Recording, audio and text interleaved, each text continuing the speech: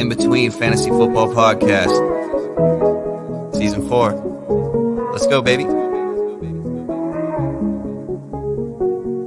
Yeah. There was a time I had trouble talking about it. Congratulate them, we know they doubted. Somehow we made it up out the pit, back against the wall, never quit. Traversing through each obstacle, show a non-believer what's possible. Let nothing they could do stand in between me and my wildest dreams. Let's go. And that come at us could come in between. Life gave me the worst, yet my side grew so green. We've been down in the dirt, been tossed in the trash, but I never strayed from my path. When we're gone, we ain't looking back. Maybe we were all way too high. Maybe that's our fault. It's going to be a crazy time, but it's going to be a fun time. Life is boring if you don't take some chances and do some things outside of the box. Your destination for both some feel-good lifestyle advice and some fantasy football advice. All right. It is NFL Trade Deadline Tuesday, November 1st, a wild one in the greatest league on earth. This is the In Between Fantasy Football Podcast. We have a loaded show for you today. We're going to break down all the trade deadline frenzy, all the madness. How does it apply to your fantasy football roster, and how should it? We're going to tell you that today. And we're also going to play a game of Would You Rather. Football rest of season, what player would you rather have? We're also going to preview a bit of what's coming up here in the month of November, pop culture-wise, movies, music, you name it. And then we have in the scope, waivers and free agent fines. Who are those guys you can pick up after waivers run, save you some fab, and get a week ahead of your league mates? That's what we do here at the IBT Podcast. Seth Woolcock back here with you, joined by my colleagues, Nate Polvo and Scott Rynier. Gentlemen, how are we doing today? It has been a busy 24 hours here. Halloween, trick-or-treating last night, and then into maybe the craziest trade deadline we have ever seen for the NFL. Scott, how are you, my friend? I'm good, man. Day of the Dead, recovering from Halloween, kind of. We don't stay up late anymore, but I always eat way too much candy. I am wearing my Halloween costume. It says I'm with the flamingo. My daughter was a flamingo. And I just got to wear the shirt, which was pretty easy. And then, I was telling Nate before the show started, this was a really tough day to be at my day job. All I wanted to do was dig deep into all these. I mean, just the frenzy of trades today. Super exciting day for the NFL, for fantasy football. A lot of people changing places. I mean, it's kind of. I don't remember a trade deadline day like today.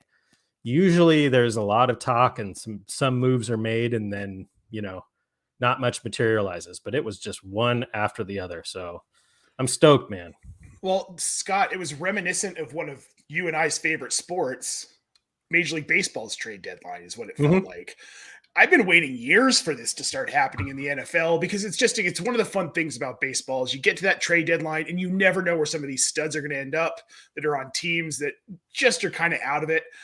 But the NFL is trending towards that. Teams are starting to realize you can make a move in season and integrate these guys into your offensive or your defensive schemes, and it works now. Today was such a great day. If you were bored and you're an NFL fan, I don't know what you were doing.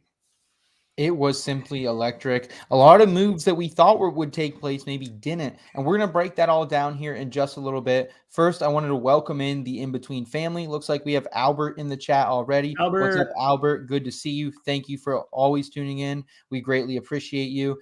And if you're new to In-Between Media, if you're new to the IBT family, first of all, welcome. This is your spot for some feel-good lifestyle advice merged with that fantasy sports advice. If you enjoy this type of content, please give us a thumbs up on this video. Subscribe if you like this type of content. The fantasy NASCAR season, we just got done wrapping that up. We still got a long way to go in the fantasy football season. Fantasy golf is not that far away as well. And we're always bringing those good vibes, baby. So, guys, let's go ahead and jump right into it. We have a jam-packed show and it starts here with some front and center. Sometimes taking that first step out the door is the hardest thing to do. Give it a chance, you'll be begging for more. Save the spot just for you. We're all somewhere in between. How about you come to the place you can have some fun? Ain't gotta worry about knowing not what it means. Come and give me another, cause the night is young. At least I so thought. This just in. Breaking news. Front and center. I got to be honest, we have a lot of bang and drops here from Nate Miller on the In Between Fantasy Football podcast, but that one just gets me grooving, moving every single time. And right into this trade deadline action, guys. TJ Hockenson, first move of the day, goes to the Vikings for really what is the equivalent of a second-round pick is what they got Hockenson for. Irv Smith was then subsequently put on IR. He's dealing with an issue. So, Scott, what was your initial impression of this move? Hockenson not too far away from being a top 10 NFL pick. He now joins a division rival here in Minnesota. I mean, that was the most surprising thing to me. You typically don't see a trade of someone like TJ Hockenson within your own division. Before I saw the subsequent IR designation for Irv, my initial thought was rest in peace, Irv Smith Jr. It's still very well could be that. I mean, Hawkinson's still young. I mean, I think he's the tight end 4. I mean, I'm eating a little crow. I gave you a little bit of crap in our tight end wars, talking about Kyle Pitts and TJ Hockenson, but he's been solid this year. I mean, a lot of it was buoyed by that huge game against the Seahawks, that just massive game against the Seahawks. But he's been consistent, and I mean, I think it's an upgrade for TJ Hockenson. I think it's an upgrade for Kirk Cousins, another weapon. And I mean, biggest upgrade, yeah. Minnesota is 6-1. They're, say what you want about that record with that team, but they're making that's what you saw today. Are some teams they're pushing some chips into the center to try and make a run here. So I love this. I mean, I love this move. I mean, the Lions aren't going anywhere right now. So the equivalent of a second round pick, I think is good for their future. So I like it, man. I like it. I don't have many Hockenson shares, but just objectively in general for fantasy football managers, I think it's a good thing. And Nate, I think this galvanizes that locker room in Minnesota. This says, hey boys, we believe in you. They have Kevin O'Connell. They have a dog of a team right now. What does this mean for TJ Hockenson? Where do you rank him rest of season, Nate? And what does this do for Kirk Cousins' value too? Because I think it boosts him more than anybody.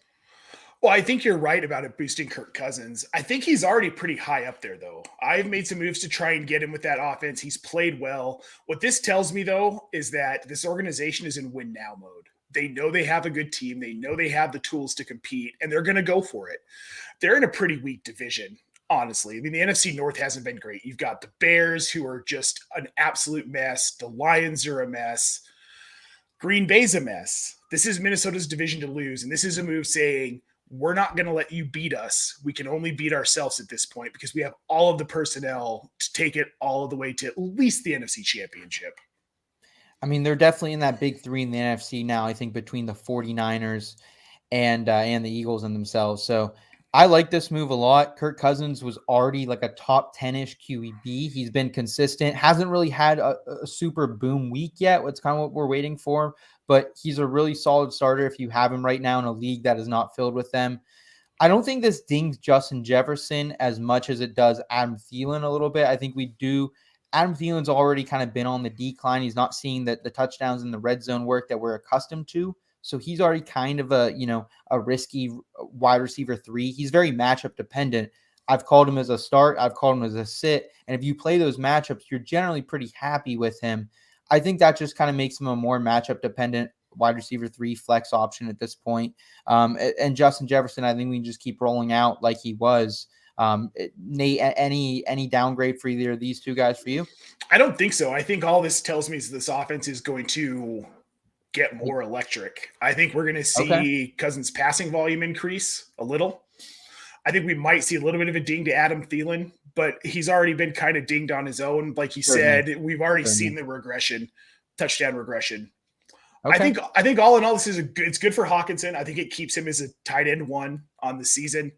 Maybe even boost him into that like top 5 tight end category. Because I mean, let's be honest, Tyler Conklin's tight end 6 right now, so the bar is very high. Yeah, Taysom Hill's right up in that area too as well, Nate. So definitely agree with you there. I think on the Lions side of this, all it really does for me, a little bit of a downgrade for Jared Goff. He was only a streamer at this point. I recommended him last week, and then Amon-Ra St. Brown. For once, guys, this is good for Amon-Ra St. Brown. Am I right, Scott? Yeah, no, it didn't have to be in quotation marks. It wasn't a joke this time. It is good for Amon-Ra St. Brown. I mean, if you're in a deep, super deep league and you're just strapped at tight end, maybe pick up Brock Wright and see what happens. He's the other tight end on that team. That's noteworthy. But yeah, I mean, to me, I mean, the Lions, as far as Jared Goff goes, they have passing weapons. And even with Hockenson gone, they still have passing weapons. With Swift healthy, with Amon-Ra St. Brown, a few of their other kind of just more, mediocre wide receivers, I don't think it's too much of a ding for Jared Goff, because he wasn't that high to begin with, at least lately. Certainly. The other Vikings player, I think this gives a little slight uptick to, is Dalvin Cook. I mean, you bring in another athletic pass catcher that can be a matchup issue. And it can take just a little bit more attention off. And I mean, Dalvin Cook has he's been balling out lately. Like he has become, he's doing what we always wanted Dalvin Cook to do. He's catching passes, scoring touchdowns. It's a dangerous team. I am absolutely, I'm looking forward to it. Last note here on this trade with TJ Hockenson. I think it boosts up one of Nate's early in the scope candidates, Josh Reynolds. DJ Chark right now is on IR. So if you need a wide receiver play these next couple weeks, don't be afraid to look Josh Reynolds' way. Nate, you love that chemistry coming into the season as well with Goff. So we'll close the book there on Hockenson. Let's move forward here. Steelers trade Chase Claypool to the Bears for a 2023 second-round pick. It's reported that the Packers also offered a second-round pick. However, they thought they would get a better pick here with the Bears. I heard some discrepancies that this might be not the Bears pick they're getting, but someone else that the Bears owned at that point. Not totally sure, but either way, Chase Claypool, he's going to the Bears here. And this means to me, guys, most of all, that the Bears are saying, we want to see what Justin Fields is made of. Let's give him a weapon here at the end of the year. We don't maybe need to give him a full year next year, because what if we do end up with Stroud or Bryce Young, one of these young quarterbacks here? So it's a make or break time for Justin Fields now. Chase Claypool goes there. I don't think it's a plus for Chase Claypool. He was already not a great stash right now, guys. So Nate, what was your overall takeaway? I know you love all things Chicago Bears. Yeah, no, I'm a huge Bears fan. Cole At one Kmet, point, Justin Fields, Darnell Mooney. I'm a little bit higher on this for Claypool than you are, Seth, just because now he's not competing with Deontay or George Pickens or Najee Harris for targets. That said, he hasn't looked great in Pittsburgh the last season and a half. I wrote about him this offseason. This was a prove it year in Pittsburgh. What they just said is he didn't prove it. He's going to have to turn this around in Chicago, which is going to be difficult because his offense is a mess, but he's instantly the wide receiver one on this team. Over Darnell Mooney. I think over Darnell Mooney. I really do. Everyone loves Darnell Mooney. I'm not willing to put Claypool there. I think he'll slot in as their wide receiver too, just because Mooney does have the familiarity here. Sure.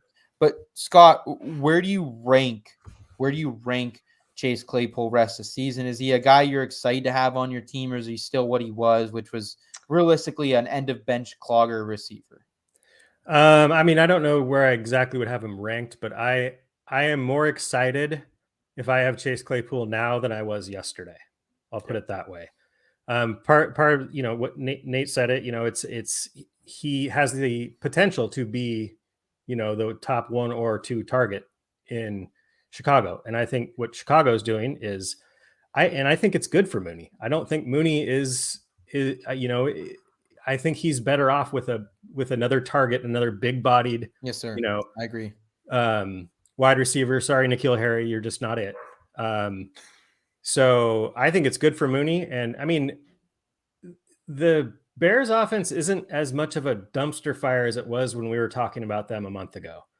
They've shown some pretty gradual improvements. They've been passing the ball more. Justin Fields been running like crazy. He's been a freaking QB1 for a month straight. So we can't really knock him. Yep. So, I mean, and Kenny Pickett has shown some flashes, but I just think it's a better situation, honestly, which is really weird to say with the Bears, but I think it's an upgrade for Chase Claypool. Well, Scott, it's a less crowded situation. Yeah. Yep. Because he's up against guys like Dante Pettis, Equinemius St. Brown. but he profiles size-wise kind of like a tight end, but he's more athletic than Cole Kmet. That's where I see him being so involved in this offense is he's a big, easy, short route target for Justin Fields when he gets in trouble, which is, let's be honest, quite a bit with this offensive line. Plus, he's 1-for-1 with a touchdown pass as a quarterback this year. Oh, that's a good point too. I think at the end of the day, though, for me, guys, this means more for my Pittsburgh wide receiver shares because let's be honest, Deontay Johnson hasn't been an absolute bust because you can still start him every week, but he's not the high ceiling play he once was. He's a borderline wide receiver 3 flex play at this point. George Pickens, Nate, apparently our sure thing sleeper of the week guy is just cursed. Whoever we bring in, we had Brian McFadden on. He called him as his sure thing sleeper of the week. Put up a donut. But I think this means good things for for Pickens and Deontay Johnson out there in Pittsburgh, even Pat Freiermuth to an extent as well. I think they're going to need to use him more. So I'm excited about what this means. Maybe this brings that ceiling back to Deontay Johnson that we are looking for. I'll put it this way. I have Deontay Johnson in 2 leagues. I've been desperately trying to trade him for about 5-6 weeks, and I haven't gotten an offer that's just struck me. And now I feel a little more inclined to keep him, that things could get better. Pickett could improve. And maybe without Claypool, he gets a couple more targets. He just hasn't been efficient. So, it is kind of ironic. I mean, you saw it on Twitter all day today, but good for the Steelers to get a 2nd round pick for Claypool too. I mean, I think that was a steal, but the Bears, spent a 2nd round pick on Claypool instead of just spending a 2nd round pick on George Pickens. Yeah, essentially, and they'll have to pay Claypool here in just a little while as well. So something to keep in mind there. I think overall takeaways from this trade here is, guys, Justin Fields put in the spotlight. He could be a borderline QB1 play rest of season. He's been that as of late, so keep that in mind. As far as Chase Claypool, he's at least intriguing to Scott and Nate here. And then I think the biggest jump is going to be for Deontay Johnson, George Pickens, and our guy Patty Freiermuth out there in the Berg. Let's move forward here. Miami receives Bradley Chubb from Nate's Broncos for a 2025 5th round pick, Chase Edmonds, a 2023 1st round pick owned by the Niners, and a 2024 4th round pick. So basically just a haul for Bradley Chubb here. Chase Edmonds ends up here in Denver as well. First of all, let's just talk about this from a Miami perspective. And I think we should probably follow this up with the next headline as well. Miami then lands Jeff Wilson for a 5th round pick, because that's the other piece of this. We saw the news come out about Chase Edmonds on the move. I instantly thought Kareem Hunt. Could Kareem Hunt go here to Miami? No, guys, it was old Jeff Wilson Jr. I had a trade riding on that, so I was a little sad about it. But overall, Nate, what was your impression here of this trade as a Broncos fan? And then just what do you think this means for Chase Edmonds, the Broncos backfield, please? You're muted as well, please. And I lost my mouse, not just muted. So I like what Denver got back in the fact that they got that 1st round pick. They're back in the 1st round of the 2023 draft, which they need to be. They traded out, obviously, to get Russell Wilson. That's fantastic. I'm sad to see Bradley Chubb go, but this is a team that isn't going anywhere this season, and they need to improve on offense. Their defense has already been solid. They can afford to lose Chubb. What I don't love about this is the toss into Chase Edmonds, because he hasn't done much of anything in Miami behind Raheem Mostert, who has been such an up and down player for most of his career. I understand Miami wanting to get off of him, and I understand the Broncos wanting to add running back depth without Javonte, but it feels like they're just throwing things at a wall and see what sticks at this point. And you can't do that. I mean, I guess you can do that, and it is what they're doing. I don't think this doesn't move the needle for me on Chase Edmonds whatsoever. Well, it's almost one of those things too, Nate. Like, Melvin Gordon's contract expiring after this year. Javonte Williams will be back. Mike Boone will be back. So you're kind of just going to have a mess in the backfield once again. So long term, I don't think it moves the value on Chase Edmonds. If anything, it hurts his value the rest of this season, because Latavius has looked pretty decent at times. And apparently Melvin Gordon's still the starter, is what Nathaniel Hackett is saying. Yeah, well, we know about those guys named Nathaniel, Seth. And So to me, I would say, pick your poison. I think these are all at least Latavius and Melvin are now flex plays at the running back position. You don't really want them, but if you have them and you're desperate, you can play them. Chase Edmonds is nothing but a stash here. Yep. Scott, what does this mean for Miami here? Raheem Mostert, he could be the guy. Jeff Wilson, and it just seems like Miami's collecting San Francisco running backs, which makes sense when you think of Mike McDaniel and his history with these guys. Do you think that's why he's bringing these guys in? And what do you think the fantasy implications are, Scott? I mean, first of all, it's great for Miami and great for their defense. Again, they're another team that's on that cusp of let's go for this, even though they're in the division with the Bills. I mean, Tua has shown that he's on the better end of the whole debate of is Tua good? He's been great. He's a dog when he's been healthy. No, I think this is good. I mean, our good friend Herms wrote an article today about Jeff Wilson, and I commented in that article. I had Jeff Wilson set up in my redraft in a few redraft leagues as the guy I was going to drop for a waiver claim. I'm pulling that back. I want to see what this looks like because Jeff Wilson has shown when he's given the rock, he can be fantasy relevant for sure. I think Jeff Wilson's just as good as Raheem Mostert at this point. Yeah, and I mean, if not better. I mean, I think this kind of we'll have to see. It's one of those things, obviously, but it won't be as much of an acclamation for Jeff Wilson if he went to any other team but the Dolphins because Mike McDaniel, because of the head coach. So I think it could be a little bit more of a split deal, which would hinder Raheem Mostert, his rest of season fantasy value. But I mean, I think it's a boost for Jeff Wilson. It has to be because I think it was going to take at this point a CMC injury for him to have any fantasy relevance in San Francisco. I agree. Also, this does tie the loop on, the Dolphins ultimately traded Trey Lance by trading their picks for San Francisco to move up to get Trey Lance. They've turned those picks that they got in that trade into, I mean, not necessarily fully directly, but into Tyreek Hill, Jalen Waddle, and Bradley Chubb. Wow. Yeah. Wow. Great. Wow. Great point on that, Scott. That's great.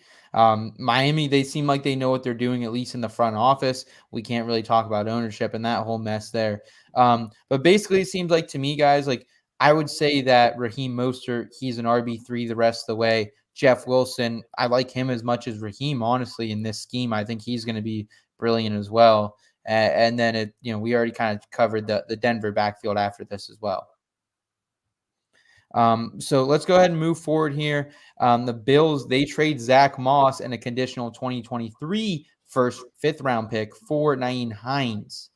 And this was super interesting. This was right at the deadline, so we were excited to see this. Nyheim Hines obviously gets a bump probably going to Buffalo. He hasn't had much consistency out there in Indianapolis. Big hit to Devin Singletary. That's, I think, the biggest thing. Devin Singletary takes a hit. If you're stashing James Cook somewhere, you can let him go. He's not going to be relevant rest of the way. And I was really excited for Deion Jackson, and I think we'll talk about him a little bit more later, but Zach Moss comes back. So it's like this is kind of a wash all the way around. I think it's good for Buffalo. Nate, what was your takeaway from this from a football perspective as well as a fantasy perspective? Well, I think you hit the nail on the head. Unfortunately, in redraft, we're probably done with James Cook at this point. In Dynasty, you have to be. In Dynasty, he's a solid hold. I don't think I care about Zach Moss, though, as far as his fantasy relevance or him hurting Deion Jackson's fantasy relevance in Indy. We know what Zach Moss is. He's a slow plodding running back that really doesn't generally do much. He's better than a lot of guys that didn't make it into the league, but he's never going to be fantasy relevant, and this doesn't change that. And I think you're right, Seth. The biggest hit is Devin Singletary here, of people who are rostered frequently in the league, because Nyheim Hines is a talented back, pass catching, but he can run the ball. And people forget that. He hasn't been asked to do it much the last 3 seasons with Jonathan Taylor, but he can run the ball, and I think he fits this Buffalo scheme. I think this is a massive bump for Nyheim Hines. If you already have him rostered, you're probably going to want to look at starting him pretty much every week at this point. I think he might. Easy. I think you got to hit the brakes a little bit, Nate. With this Buffalo offense, though, and how potent it is, this is just another weapon for Josh Allen. And he's going to use it. And having that talented pass catching back for Allen is going to bail him out from having to huck the ball downfield when he's in trouble trying to get rid of it. He has a reliable short target now. And I think that's the most important part of what Nyheim Hines is. PPR-wise, he's going to get consistent targets now, where he wasn't getting them in Indy. Okay. Scott, what was your takeaway from this? I'm kind of bumping Singletary down, like we said. I think he was a solid RB2 before he kind of goes back in that flex pool of all those Jags at this point, honestly. But what do you think of this overall, Scott? It's kind of a little bit of a mess, honestly. It is a little bit of a mess. I think it does help Nyheim Hines. He wasn't doing as much as maybe people thought he would do, as the receiving back in Indianapolis this year. And actually, I agree. I think it basically kills Devin Singletary's value, which is unfortunate. Our friend Mad Jester on Twitter, he put out a tweet today that Devin Singletary, if you take away his receiving production, he's scored 4.6 fantasy points per game, and that receiving production, I believe, is going to go away from Devin Singletary. And Nyheim Hines has shown, I don't think he's ever going to be your 3-down workhorse, but he's shown he can be successful between the tackles on kind of a limited basis. So I just think he's going to see the field enough to really cut into Devin Singletary's receiving work. I mean, Devin Singletary hasn't scored a touchdown this year. I don't think it bodes well for Singletary. James Cook, I mean, his usage went up after the bye, which is always promising with a rookie. And he flashed on a long pass play. But I don't think that they wouldn't have made this move if he's ready to just be their trusted receiving back. And make no mistake about it, they're going for a Super Bowl this year. They're putting all of it in for a Super Bowl. And Nyheim Hines, there's behind the scenes stuff there too, like pass blocking, veteran leadership, all that kind of stuff that's going to keep him on the field. And for fantasy relevance, I agree. I think Singletary takes a hit. I think James Cook, I don't think you need to roster him right now and redraft unless something changes. And Nyheim Hines, if you have him, that's great. You probably weren't expecting this bump. And I'm just going to shout it out too. Like, we're a couple months away, but if you're going to be playing fantasy playoff football, Nyheim Hines is a guy you're probably going to want to put in your lineups because he's a guy who's going to do damage in the playoffs against teams like the Chiefs who bleed points to running backs by reception. So it kind of reminds me of like the Jarrett McKinnon pickup almost a year ago from the Chiefs. I think he can be used kind of in a role like that. So I love the breakdown from you guys. I appreciate that. Let's go ahead and move forward to something that means more to dynasty fantasy football players, and that's the Jaguars getting Calvin Ridley here. Basically, they're getting back a 2023 conditional 5th-round pick and a 2024 conditional 2nd-round pick. A lot of conditions kind of to run through in there, but basically the gist of it is Calvin Ridley is now a Jaguar. I think the biggest person this hurts long-term is obviously Christian Kirk, and he hasn't performed as great lately. So what was your guys' takeaway behind this? Because I think that was pretty much the biggest thing to me is Christian Kirk, Zay Jones, any long-term hopes I had for them on this team, not feeling so good about it now. I mean, this one caught me off guard. I wasn't expecting to see Calvin Ridley's name today. So I agree. Obviously Calvin Ridley's not playing this year. So this is kind of like a pre-order of a new video game coming out. Not really, because it's a human being, but it is hard to tell because it's farther down the road. We're not going to see what this looks like until next season. And we don't know exactly what kind of moves the Jags are going to make in the offseason and all that kind of thing. But it does, set up, if you start looking at the pass catchers, now that Evan Ingram has become kind of a consistent fantasy tight end. Evan Ingram, even with Christian Kirk, if you got Calvin Ridley in there with Travis Etienne, I mean, we've been saying it for a few years with the Jags. Oh, their offense is getting exciting. Well, we might have to wait yet one more year, but I think it's going to be good for Calvin Ridley in the long run. I don't know what I don't know what the future is for the Falcons, especially their pass catchers. I just don't know what it looks like. I do know what it looks like in Jacksonville. Trevor Lawrence is not going anywhere. He throws the ball all over the field. So I think long term, this is great for Calvin Ridley. Nate? Muted again. I have a little bit of a different perspective than you guys on this because I'm reading something different into this trade with the conditional picks especially. I think what this signals is that Atlanta doesn't think that Calvin Ridley is necessarily going to be taken off of the commissioner's exempt list anytime soon. He's a very talented receiver. They know what they have in him. The conditional picks tell me they don't know that he's going to be on the field in 2023. I'm not excited about Ridley being in Jacksonville because I don't know when we're going to see him in Jacksonville, even from a dynasty perspective. I thought he was just suspended for 1 year. He just pretty much it's indefinite. His suspension is indefinite. We knew that it was going to be the entirety of the 2022 season, but we don't know what's going to happen after that. This tells me that the Jaguars know something, and they don't necessarily think he's going to be able to play in 2000. I'm sorry, the Falcons know something. They don't think he's going to be able to play in 2023.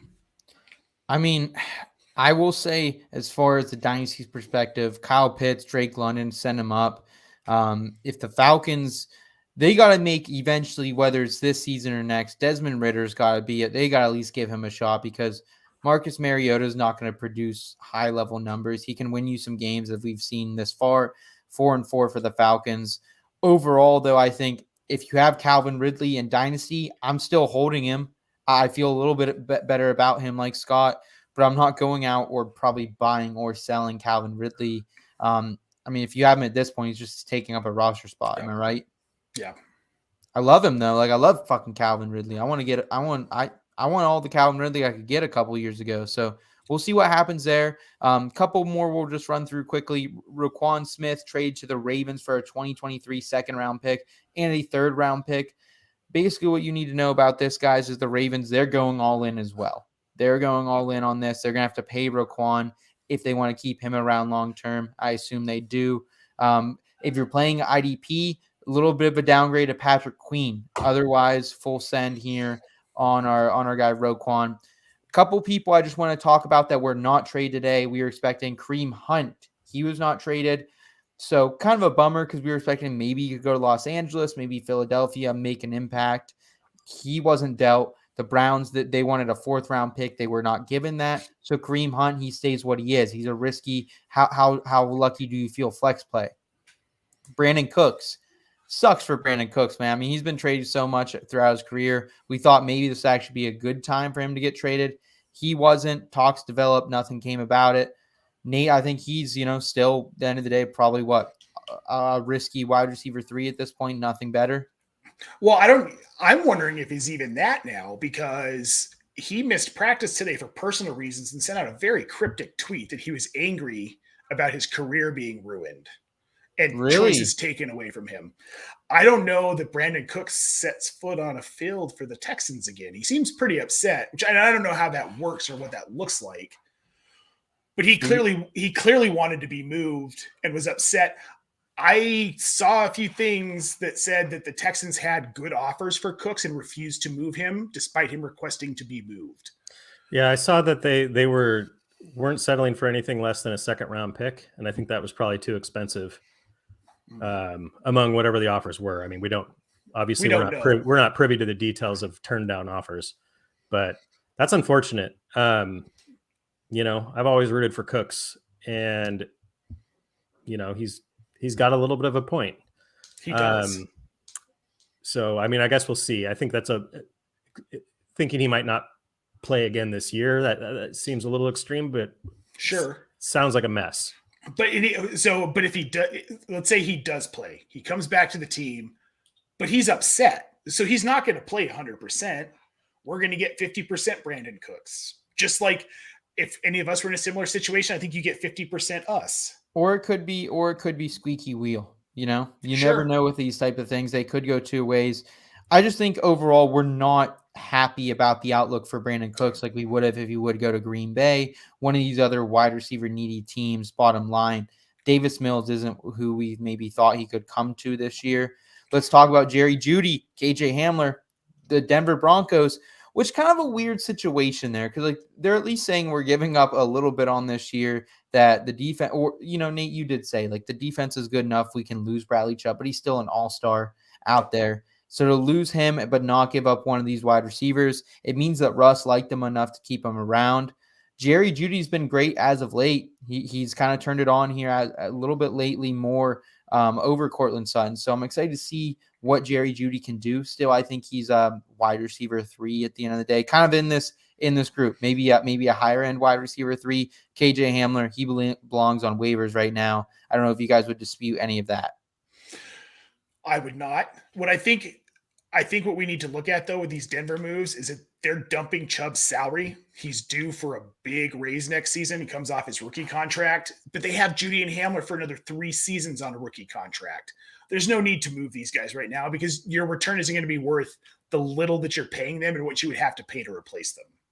Yeah, great. I like that analysis there, Nate. And let's just round it out here talking about Green Bay. They failed to make a move today. And I mean, if you're someone who is counting on Aaron Rodgers this season for fantasy, I think that ship has sailed. At this point, he is a streamer. You can drop Aaron Rodgers. I hope maybe you even did a couple weeks ago. If this means anything for Green Bay, it's Romeo Doubs. If you want a Green Bay wide receiver until Allen Lazard gets back, it is Doubs. Other than it looks like they believe in him and Lazard. Obviously, they had an offer out for Claypool, so maybe not a total 100% buy, but Romeo Doubs, he's hit or miss, guys, but he has some big games like he did this last week. Okay. I like Doubs, and it seems that Rodgers trusts him. He's probably the only receiver on this team that you'd want to have on your roster outside of Lazard at this point. Yeah, and just in redraft, just leave him on waivers for now, but keep your eye on Christian Watson. Just see how it unfolds with Christian Watson. He's been battling injuries, but obviously Green Bay can use all the receiving help they could get right now. So, it's one of those you never know situations. Don't pick him up now, but he's a guy just to keep your eye on. Yeah, he suffered a concussion here over the weekend. His mom actually took to Twitter some very I just hate when fans comments. I know exactly what you're talking about. It's awful. Yeah, basically fans just were calling him a bust and calling him all these things. Like, the dude suffered a brain injury. Let's have a little bit of a heart. Yeah. We hate to see that. So I was glad his mom honestly stuck up for him. I thought that was pretty cool. Calling out some of those Packers trolls. So guys, I think bottom line here today, not everyone we saw that we wanted to get moved got moved, but it was still very exciting. TJ Hockenson, a lot of running back movement as well, some defensive plays. So I am overall excited. I hope we were able to help some people set their lineups better, make some acquisitions, make those drops, those acquisitions that they needed to. Let's go ahead. Let's bring some fun back into the show. Let's talk a little bit about November, what we can look forward to from a pop culture perspective and fantasy perspective as well, with some Would You Rather. Risky business, so that fair say. Are you that hard on the rocks? We're chilling with a cold one. Even bold one, or hold back. Would you rather? This ain't no simple matter.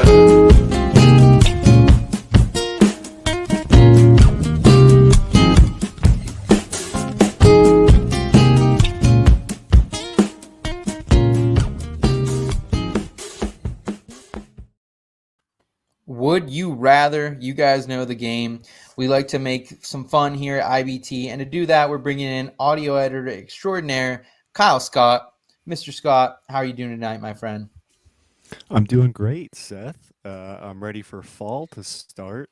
It is the beginning of November, and it's going to be 70 degrees for the next week out here in central PA. So let's get it a little colder. I want some sweater weather out here. Ooh, hey man, I'll take what we can get. I understand what you're saying, but I love November as much as, probably not as much as like October and September. But you guys still fuck with November as well? No, Nate's saying he's out on November. Dude, you have to read all of my columns. I recently wrote about how much I hate autumn. It's cold. I'm a big fan of snowy. Yeah. It's just gross here. Like, are you talking late autumn? Because beautiful, like early autumn is beautiful, my friend. Not here. Okay, all right. You're not living in Pennsylvania. It goes from like 80 degrees to like 50 in 2 days. It's a shock to the system, and I don't like it. This is why I need to move to PA. Yes, sir. I agree with you there. Kyle, why don't you explain the game of Would You Rather for us and take us through our first question here? So Would You Rather is pretty simple. You have a couple choices, and you have to choose which you would rather do. It's not exactly rocket science, so we're going to get into it. Let's get some audience involvement too. If you guys want to weigh in, tell us what you would rather do as well. We definitely like to throw that up on the screen and get your guys' opinion on this as well. Yeah, we'd love fan interaction. And we're going to get it started with what movie you would rather watch. So I'm going to tell you 2 movies that might not be on your radar, but they are coming to the silver screen this month. They are Bones and All and The Menu. Now, what are those, you may be asking? I can hear you. Well, The Menu is about a young couple, Margot and Tyler, played by Anya Taylor-Joy and Nicholas Hoult, 2 A-listers. And they travel to a remote island for an exclusive restaurant run by an enigmatic chef, played by Ray Fiennes, another A-lister. But there's more in store for the wealthy guests than a tasting menu and wine pairings in this darkly comedic satire of foodie culture. That sounds like something right up Nate's alley, if you ask me. I actually saw the preview for this movie and was kind of excited for it. I like Ray Fiennes though a lot because I'm old. I thought I also watched this trailer. I thought it looked fucking awful. I'm gonna be honest with you. I thought, wow, I don't know any of these people in this movie. I'm obviously not as classy as Kyle is on the silver screen here. I thought this movie looked awful, but Well, I'll round it out. I think this movie looks fucking awesome. So really, yep. Okay. I think it looks great. I love the cast. I love the idea. It kind of it has a bit of a, at least via the preview I watched, kind of a Knives Out type feel to it. To me. Yes. Right? Yeah, okay. I can see. I think it looks like it gets, and I love dark comedies, man. I love things that make you laugh, but it's also like, oh my God, that's horrifying. I love it. So Kyle, what's our other option here? What's going against us? Because it seems like my co-hosts are already falling in love with The Menu, which I thought looked fucking terrible. But Well, you might not want to make your choice too fast, because Bones and All is about it's the description says the director of the movie, Luca Guadagnino. He's Italian, I'm assuming, maybe French. He's not. That's the last name. That's definitely Italian. With his Call Me by Your Name star, Timothy Chalamet. There you go. That's a name for you. For a cannibal love story about a young woman coming to terms with her unusual hunger and the charming drifter, played by Chalamet, who understands her urges. The film is adapted from a novel by the same name by a screenwriter. Those names are tough. Yeah, so we don't need gonna to talk about that. Camille DeAngelis, I believe is how it's pronounced. All right. So I'll say this about this movie. I looked at a bunch of movies that were coming out in November. We got the new Black Panther, a couple really good ones. I picked 2 of the awful ones because I thought this one also looked fucking awful. Like, who wants a cannibal love story? I don't know. It seems absolutely no one except other cannibals. And like, I like Timothy Chalamet. I'm a Chalamet type of guy. So like, I was intrigued. I said, oh, give me some Chalamet, baby. And then I actually saw like the character he's playing, just kind of what's up with this one. Not inspired at all. Sorry. No, I agree. Although I don't remember any other cannibal love story movies. So, I mean, they're at least doing something unique. It's original. That's a But good point. For me, good point, Scott. Between these 2, hands down The Menu, because I think The Menu looks awesome. I can't wait to watch it. Same. I guess, gun to the head, I'll take The Menu too. You're probably right. It might be a little closer to Knives Out or like a Jordan Peele movie. God. I mean, they're both about food. That's the vibe I got. Like, if the preview wasn't showing it, I have an idea of what actually happens on this island at this restaurant. And I get that it's kind of cheesy with all the like foodie restaurant stuff, but I mean, the cast is worth the price of admission just by itself, in my opinion. The cast is phenomenal. And it's like that, I think it was that Michael Douglas movie, The Game.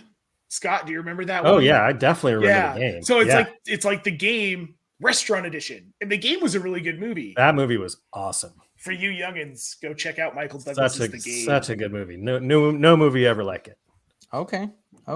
Interesting. Kyle, do you know that movie? You're movie buff. No, I think. Is it Michael Douglas and Sean Penn? The Most Dangerous Game? Is it like that? Oh, I love It's that a book. I game. have read that book. That's a great book. Well, now I have to look it up, guys. Awesome. I'll get back to you. All right, Anyway. Kyle, let's go ahead and move forward here. I think we got a football question up next. Yeah, so this is fantasy football related. Would you rather have for the next month? Now, this is not a permanent position, temporary. Would you rather have Kirk Cousins or Dak Prescott?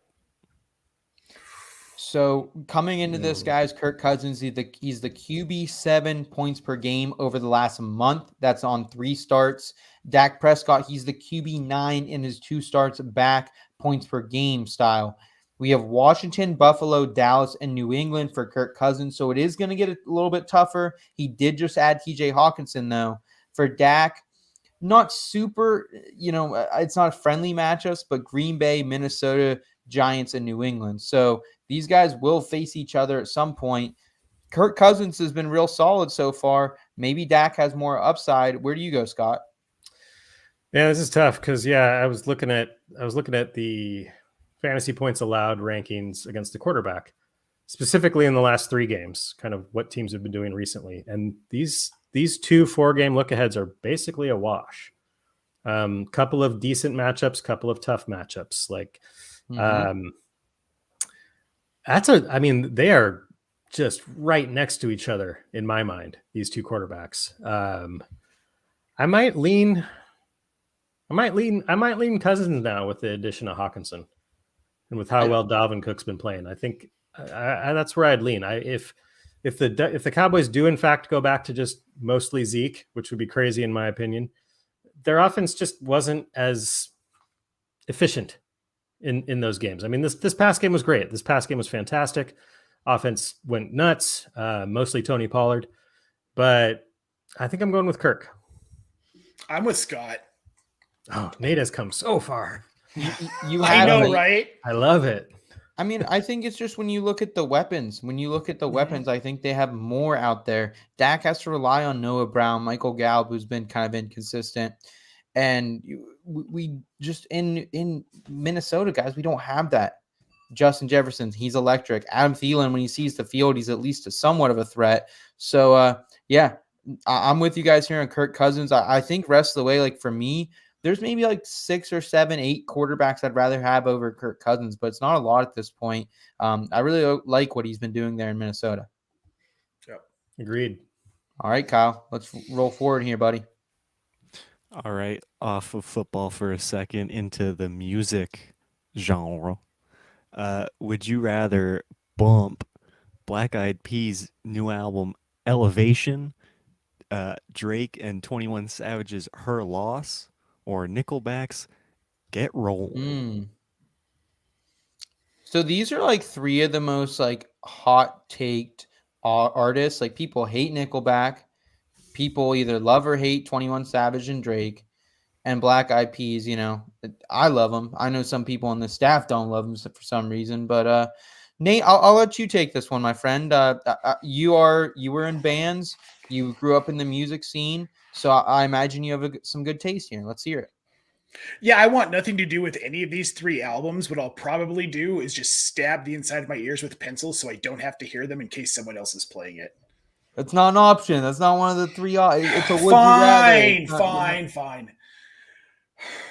Probably Drake's album, because of the 3 acts stated here, he is by far the most tolerable to my ears.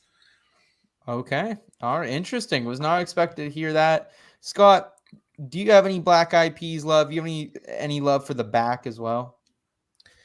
Well, my answer to which band I would pick here is no. I tried that. They wouldn't let me. I know. You've got to pick one. Not an option, bud. Not an option. I'm with Nate. If I had to pick one of these, not having heard the albums yet, I'm going to go with Drake, because Drake, there's some songs out there by Drake that I like. He's tolerable, I say is a good word for it. Black Eyed Peas, Nickelback, absolutely not. No, thank you ever. Guys, I'd rather listen to a brand new Limp Bizkit album than have to listen to any of these 3. I'd rather listen to Arthur Smith discuss passing schemes than listen to either of these bands. I liked Black Eyed Peas when they first came out. Their first couple albums were great. But now I it's have just not pop. I have not liked the Black Eyed Peas for quite some time, though. I'm ready for some new peas. They might have it back in them. Who knows? I'm going to trust the peas a little bit. And, can we just stop with the Nickelback hate? I'm just going to say it. Why? Nickelback this afternoon, Photograph. There are some absolute Nickelback bangers. So stop with the Nickelback hate. Give some Black Eyed Peas some love halfway there. I got a feeling. I will stop with the Nickelback hate when you Seth. stop with the Cole Komet hate. Oh, well, that's rightfully Ooh. justified, my friend. So is the Nickelback Oh, hate. is Nickelback? I'm Are sorry. you joking? They're Nickelback awful. is solid, man. Cole This Komet has a afternoon, touchdown this year. Nickelback has produced garbage since day one. play this afternoon and tell me you don't want to drink a couple lattes on the back porch with some friends. I don't know. No, I want to drink a whole handle of Everclear to make it stop. Kyle, before you take us into our next question here, do you have any thoughts on this? Dude, honestly, no. I'm with Nate and Scott, dude. Like, this is just these are just three non-contenders, Hey, I understand the concern. We do have some questions in the chat I do want to get to as well before we move on, if that's okay with you guys. Sure. First one here from our guy Lucius. What's up, Lucius? Glad to see you tonight. Evening, guys. I was wondering who you guys prefer rest of season between Debo and Michael Pittman. Thanks in advance. And this is a great question for us because we are doing rest of seasons. Would you rather Debo Samuel or Michael Pittman? For me, it's still Debo, guys. I like the offense better. I can trust it more. I still think Debo's ceiling's down a little more, but he's still a low-end wide receiver to me with his versatility. Scott, how do you feel about it? I agree. I mean, neither of these players, I think, are meeting the expectations we had for them this year.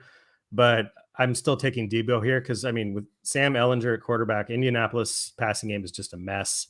I've got Pittman on a few teams. After week one, I was flying high, and then it's been kind of all downhill since then. He did suffer the injury. And Paris Campbell has been making some noise lately, but Debo, I think part of the reason with issue with Debo, he's not, and it's probably better for him long term, but he is not running the ball basically at all lately. He is not getting, and that's not going to change with CMC. So his ceiling is somewhat capped, but I'm still taking Debo in that San Francisco offense over Pittman. Yeah, Debo's ceiling is capped, but his cap ceiling is still higher than what Michael Pittman has in Indy. Maybe it's a different story next season, but for the rest of 2022, it's really hard to trust Michael Pittman in that offense in Indy. Well, I believe they just fired the offensive coordinator today too, if I believe. So it's a sketchy situation. Frank Reich is on the rocks there too. They fired the wrong coach. They needed to get rid of Reich. Well, I think that can be debatable, but I think overall, the outlook for any of these Indianapolis players is just not as high. So I would prefer Debo here, Lucius. I think that's kind of a consensus from us over here at the IBT. We appreciate the question, though. If I can get out of Pittman any which way I can, I have him in a couple leagues and I can't really get rid of him. So if you can get rid of him, or if you're offered Pittman for Debo, go the Debo side, bottom line. Then we have a question here from our guy, Captain Joking. Hey, we appreciate you tuning in again, Cap. Appreciate you being subscribed to the channel, hanging out with us tonight here on Tuesday evening. I have an option to trade D-Hop for Nick Chubb. Should I do it? And I think unless you have a need for a wide receiver, Nick Chubb is absolutely worth way more than D-Hop, in my opinion here. Nate, how do you feel about it? Yeah, to make this deal, I would have to have another 2 RB1s on my roster that I was comfortable starting every week and be really wide receiver needy. Nick Chubb's just been too good this season. Well, yeah, I think he's asking if he should trade D-Hop for Nick Chubb. Yes. And I mean, I guess, cliched term, but in a vacuum, I would say yes. I mean, Chubb's RB3. Kareem Hunt has not made the dent he typically does. Chubb has seen a few catches, and I mean, Chubb is just every game. Chubb's electric. Yeah, he's great. He's arguably the best just pure running back in the NFL. D-Hop did obviously make a huge splash in his first few games back. But I'm still taking Chubb. I just think he's at a position of scarcity like running back to have a top 5 guy. Yeah, I'm taking Chubb. Fantastic. Especially if you go down to half PPR, standard, then it's even more of a no-brainer. Then we have him asking as well, CMC or Henry rest a season in the long run. And I think it has to go a little bit more McCaffrey just because I think the explosiveness on the offense is there. But I like both of these players long term. I'm just not so sure I feel super confident Malik Willis and the whole kind of mess there in Tennessee. Scott, do you have any read on this one here? I mean, this is the RB. What is this? The RB2 and RB5. CMC is the RB2 right now. This is in PPR overall, and Derrick Henry is the RB5. You really can't go wrong with either of these guys, in my opinion. But I'm picking CMC because I think CMC is the 101. I had him as the 101 coming into the season, and I think he's, as much as it pains me as a Seahawks fan, I think he's going to go bonkers in San Francisco. He already did. I mean, what, a passing touchdown, rushing touchdown, and a receiving touchdown in the same game? But I mean, I think it's just set up. I mean, CMC, if he stays healthy in that system, wheels up. Okay. I like that a lot. Oh, am I good now? No, Nate was trying to talk. Oh, okay. So, Nate, I think bottom line here is that Kyle Shanahan can use CMC like we've never seen before. So I'm excited for it. I think the upside's just there more than Henry. Yep, I agree. Fantastic. Kyle, let's go ahead and move forward to our next non-football question here. Man, we are having meat problems. And you're all muted over the as place. well, my friend. All right. Well, this is a little bit more for the fall season, November specifically. Would you rather have no daylight savings time or no Black Friday? This one's tough, man, because I despise both of these things. Same. Like, quite a bit. Black Friday, I've never been a fan of. I don't like the idea of it. I just don't like just go buy more junk. And I really don't like, especially around the holidays, people are having to work all crazy kinds of hours for Black Friday. And I just don't like it. I've never liked Black Friday ever. But if I'm picking one here, I'm picking get rid of daylight savings time. I'm sick of it. I've always been sick of it. Once I realized kind of what was going on in the world around me a little bit, I thought, what is this weird thing we do? Why change the clocks twice when we could just change them 0 times? So I'm picking daylight savings. Get rid of it, which I think we're going to soon. Isn't there some sort of federal bill on the books? Or yeah, whatever? there's something. And I'm with you, Scott. Like, I kind of hate Black Friday just because it does take time away from your family and kind of ruins like Thursdays. Oh, let's be giving and let's be appreciative. And then Fridays, like take. It kind of reverses. Let's stampede into a store. Like it's gross for me. It's just exactly. Gross. But daylight saving time also kind of effing sucks too. Like, honestly, I hate that it like, yes, I hate waking up in the dark, but I hate when it also, I'm done with work for the day and it's already dark out. So, yeah, I'm here with you. Daylight savings times can go run a schmuck for all I care. Nate? I'm going Black Friday because it's a mess. It's a consumer nightmare. It shows just how gross and materialistic our society's become. But daylight savings, I kind of like it being light until like 8:30 in the summer, 8:30, 9 o'clock. Like, I think if anything, we should get rid of non-daylight savings time and just have daylight saving time. Wow, that is a hot effing take. Well, they tried it in the 70s and it didn't work because morning commute accidents like tripled because people were driving to work in the dark. Yeah. I would honestly rather do that than change them twice a year. Just freaking set a time and don't change the clocks. I'm always effed up that first week too that we switch them over. So and since I've had kids too, it totally screws with the kids. Like the kids are like, "Hey, we're up." It's like, "Oh, cool! It's an hour earlier." Neat. Right. Yeah, I completely agree with you there, guys. Kyle, looks like we have one more question here in the chat from our guy Ollie Boss God.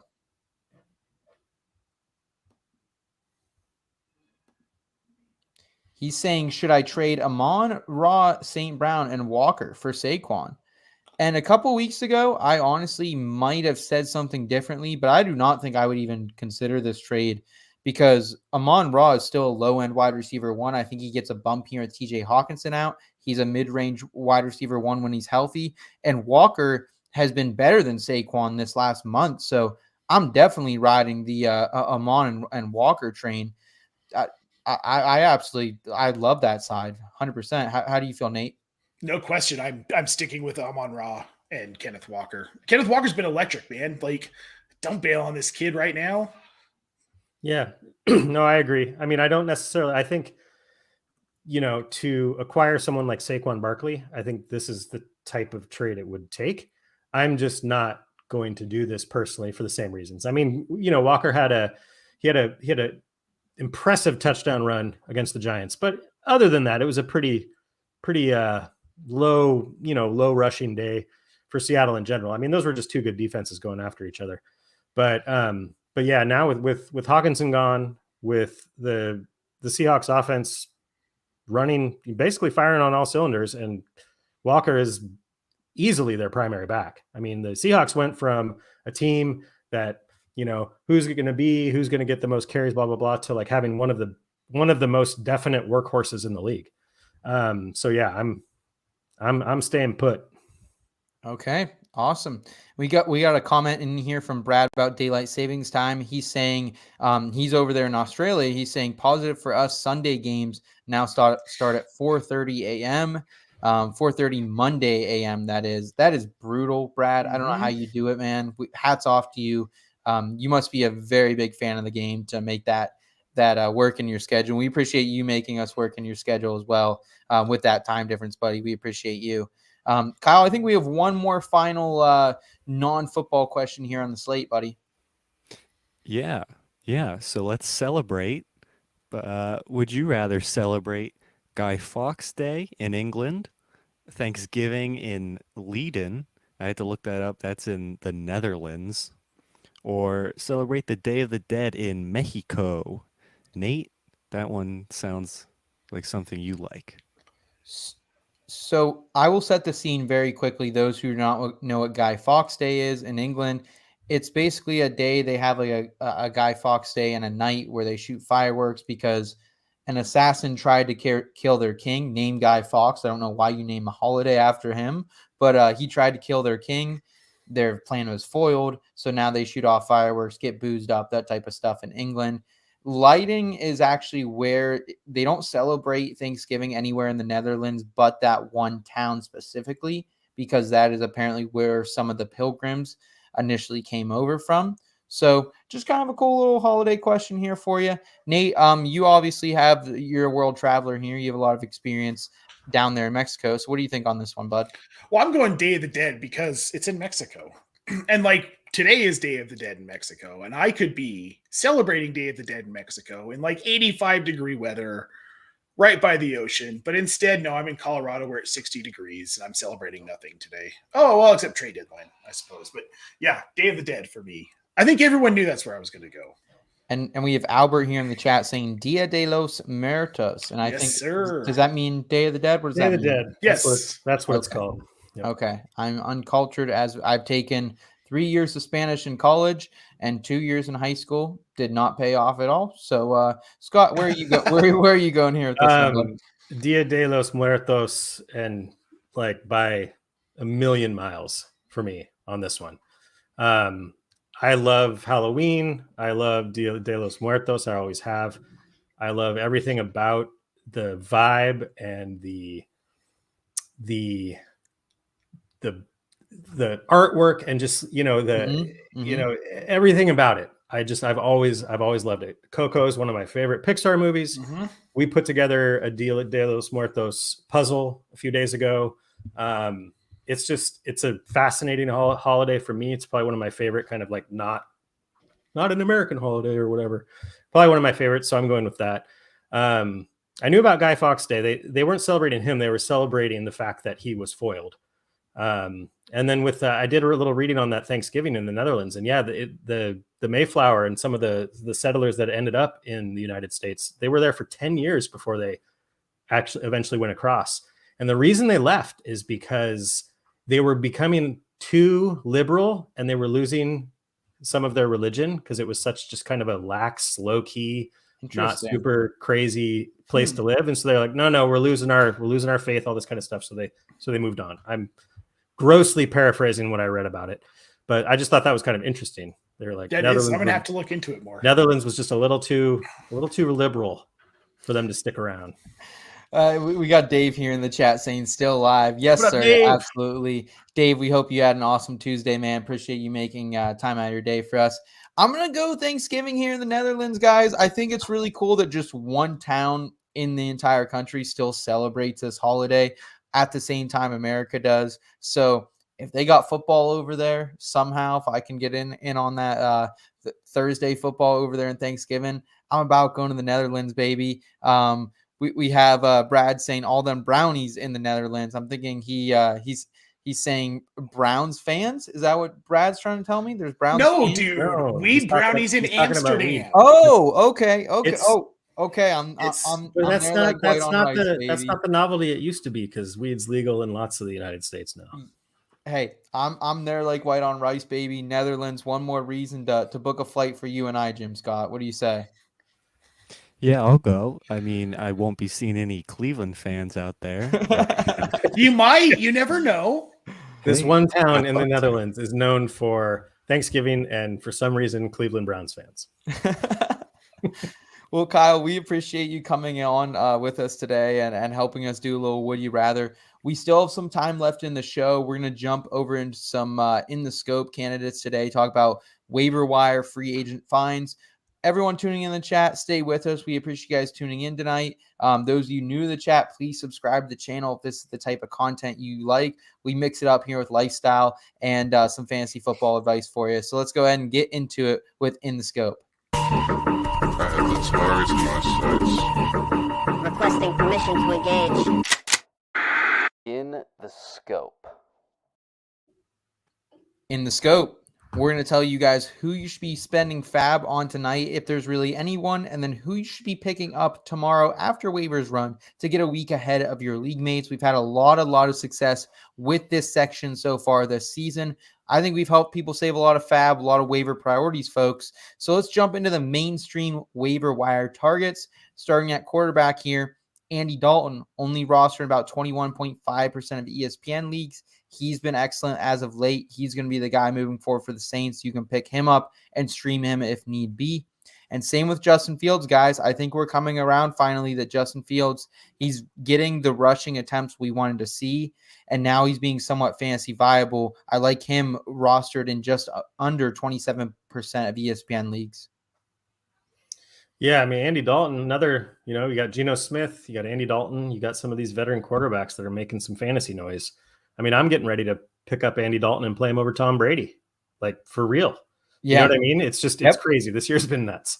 But yeah, those are two. Justin Fields as well. I mean, like I said, 4 straight weeks, QB 12 or better. He's getting the rushing. I mean, to me, he's not Jalen Hurts. He's not as good as Jalen Hurts is right now.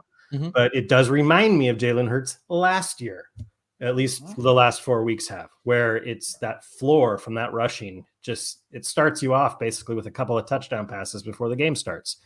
So Fields, I mean, that rostership actually kind of surprises me that it's still that low after 4 straight weeks, but grab him if you can. Yeah. Those are two good QB options to have available to you in week 9. Apparently, he had a conversation a couple weeks ago back with offensive coordinator Luke Getsky and told him he needs to be more involved in the run game. It has paid off for fantasy managers and the Bears, who've looked better at times as of late. Let's talk about a couple wide receivers who should be rostered in all leagues at this point, fellas. Romeo Doubs, 47% owned. Rondale Moore, 46% owned. These guys are going to be focal points in their offenses moving forward. Pick them up. Devin Duvernay, somehow. We've been talking about him since week 1, guys. 29% rostered, and he's not an every week start, but right now Rashad Bateman's banged up. He's going to be out a couple weeks. We don't know the status of Mark Andrews. They need Devin Duvernay. He's electric when they go to him. He got a rushing touchdown last week. I like Devin Duvernay. And Nate, if we need him, Josh Palmer as well, 25% rostered, who he'll be filling in for Mike Williams on the outside. Well, you guys, Austin Eckler said you should go out and pick up Josh Palmer. Austin Eckler, a very well-known football player who plays a lot of fantasy football, and he's on Josh Palmer's team. He knows something we don't know. Go get Josh Palmer. Yep, and we have a couple of support comments here in the comments from Dave. He's saying Mapletron. He's liking what we could see from Justin Fields moving forward. Brad saying Justin Fields 2021 QB1. Okay. And then Bears' next 3 matchups are Dolphins, Lions, and Falcons from Albert. So absolutely some good matchups coming here from Jay Fields, that is. So let's go ahead and move forward here. Evan Ingram and Greg Dulcich. We've talked about these players at length the last couple weeks. If you need a tight end with a floor, they have it. They are available in almost 70% of leagues, so go pick them up this week. If you need to spend a little bit of fab, baby, I think you get after it because these guys are going to be very solid for the rest of the season, I believe, guys. Yeah, I think so too, especially Dulcich. He's just turned into a reliable target for Russell Wilson in an offense that's trying to figure out their identity. And Alberto, we all thought he was going to be such a transformative player this season, and he's melted into the ether like he doesn't exist. Dulcich is going to be a solid play rest of the season. I have questions about Ingram, but we'll see over the next 1 to 2 weeks as this involvement continues with him. Yep. Yeah, I just think with the tight end landscape, I was able to grab Ingram in a few deeper leagues, and I've been happy to have him recently. Yep. And Dulcich, it's the hair, man. It's the hair. You got to pick him up just for the hair. I wish I had that hair. I have the hair. It's glorious. I agree. He's been a reliable, consistent, at least over the last few weeks, weapon for Russell Wilson. And, tight end, it's been such a crapshoot this year. Such a crapshoot that, if those guys are available, grab them. 100% agree with you guys. Let's go ahead and move forward to the In the Scope candidates. This is really the meat of this segment. And these are the players you should be picking up this week after waivers run. They're sneakier finds, and we've come through for you guys a lot of times this season, so hopefully we do it here. Scott, I particularly love your player. He's someone we've highlighted a couple times so far this season, just chatting about him. Go ahead and bring your In the Scope candidate up for us, please. So, I feel like this was a little bit low-hanging fruit in a way, but today was trade deadline day. Stuff was happening, stuff was flying around. My In the Scope candidate is Deion Jackson, running back for Indianapolis Colts. And the reason I say low-hanging fruit is because we already saw him pop off for a game this year. But that rostership percentage, once Jonathan Taylor came back from injury, had plummeted back down to right around 10%. If you're looking at redraft on both Sleeper and ESPN, is right around 10%.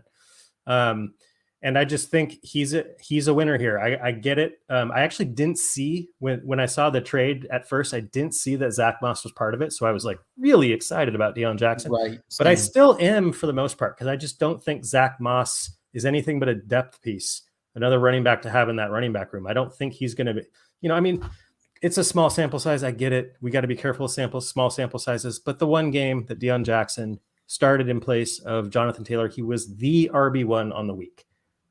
Granted, I don't think that's a sustainable thing, but that's what he did. He showed what he can do. He showed he can be on the field quite a bit if Jonathan Taylor were to get hurt again. And I think he had 10 targets in that game. So, I don't know a lot of the nuances about pass blocking and pass protection and how good Nyheim Hines was versus Deion Jackson at that. But he did show he can be that for the Indianapolis Colts. And I think he's a better between the tackles runner than Hines was. So I think he's going to have standalone value with Jonathan Taylor, and then he's a smash if Taylor gets hurt. I think 2 things to note here with Deion Jackson. One, you don't get rid of Nyheim Hines if you're the Colts if you don't believe somewhat in Deion Jackson. I think that's a big part of this. And second part of this too is, guys, Jonathan Taylor got hurt this last week. He exited the game for a minute. He came back and played, but Deion Jackson was seeing reps last week as well. So Taylor just hasn't been himself. Yeah, he needs to be. I don't think he's fully healthy. I don't think he's ever gotten fully healthy since coming back from the ankle. He didn't miss enough time with that.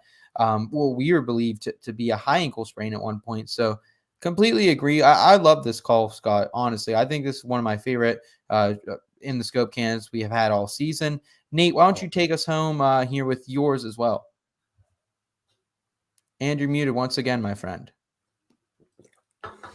It's dry here. I keep having to clear my throat. I'm trying to keep it out of everybody's ears. Caleb Huntley is my pick, guys. He's only 5.5% rostered in ESPN right now.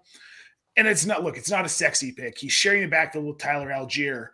However, he's been far more efficient than Algier. They've been splitting carries for the most part.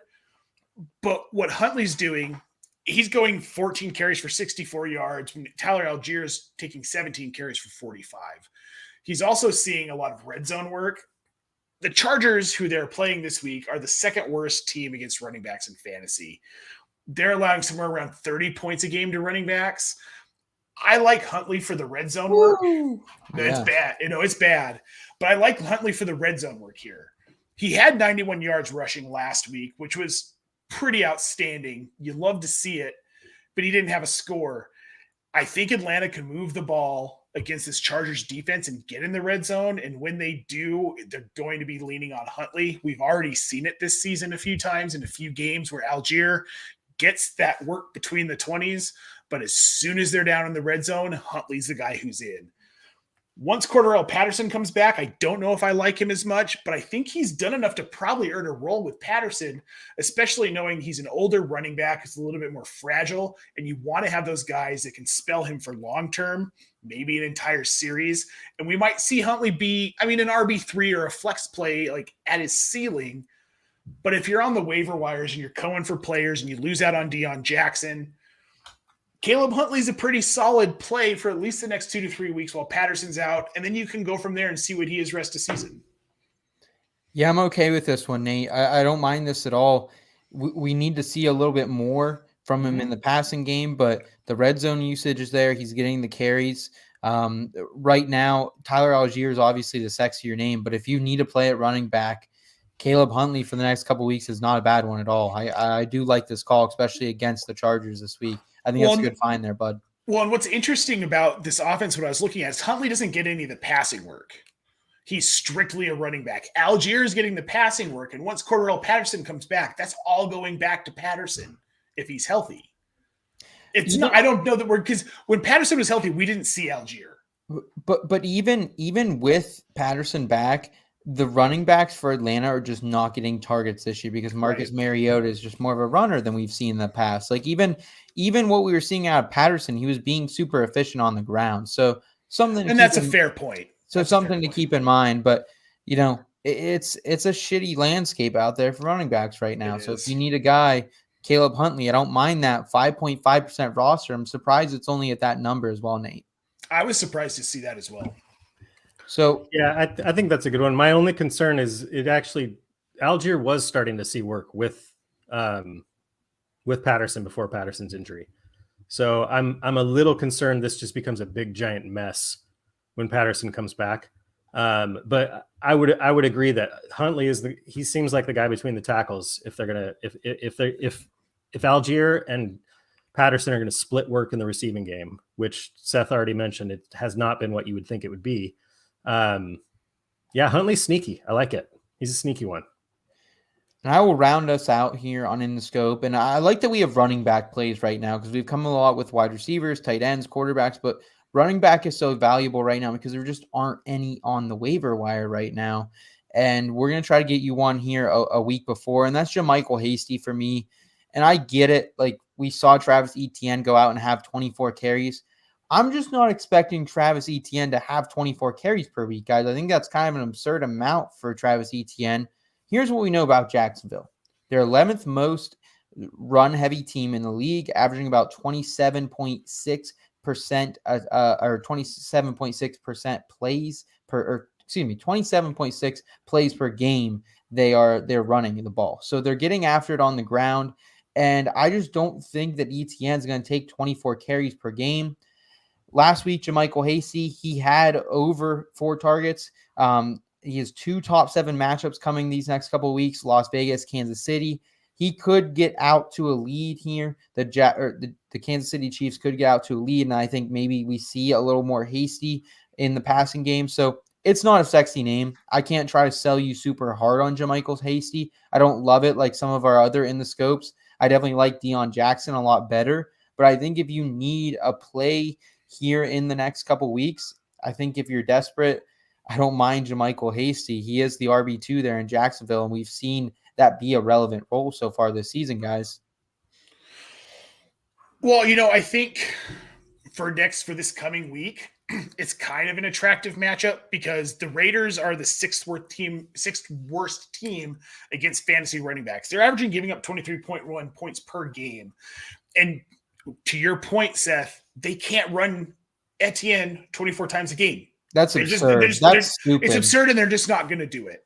And JaMychal Hasty has value now as kind of that James Robinson guy in this offense. Now that they've dealt Robinson away, they obviously saw something in Hasty that made them comfortable getting rid of Robinson, because he still played a pretty solid role in spelling Etienne and being kind of a change of pace guy in that offense when Etienne was taking over.